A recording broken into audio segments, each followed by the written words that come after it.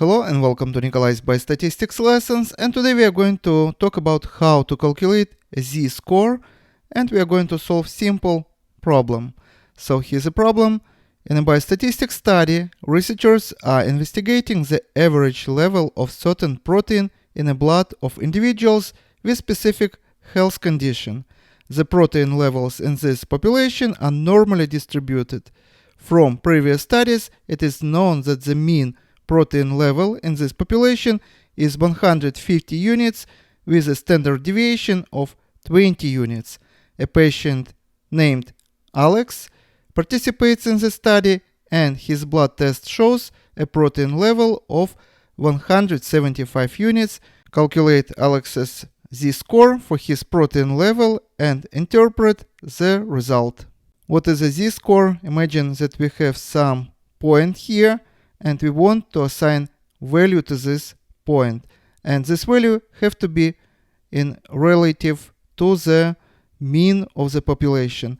And this is very convenient to compare different scientific papers which are made on the different scales. But when we compare such papers, it would be much easier for us to compare them if we have some relative reference instead of absolute numbers. So how we are going to solve this problem? First of all, we are going to use simple formula where z equals to x minus mu and divided by sigma. Mu here is the mean of the population, which is 150 units. Sigma stands for the standard deviation, which equals to 20 units. And x is the value of the interest, Alex's protein level.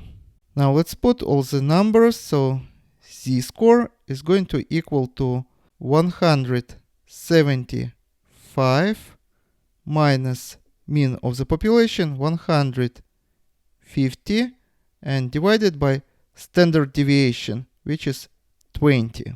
So our answer is going to be 1.25, which is going to be somewhere over here. So roughly about 1.25 standard deviation from the mean. On this side it's going to be plus, on this side it's going to be minus. So it is above the average 1.25. This is going to be a z-score of our patient Alex, and it's going to be somewhere about here. As you see, calculations are very easy. And this is all for today. Subscribe and see you in the next video. Goodbye.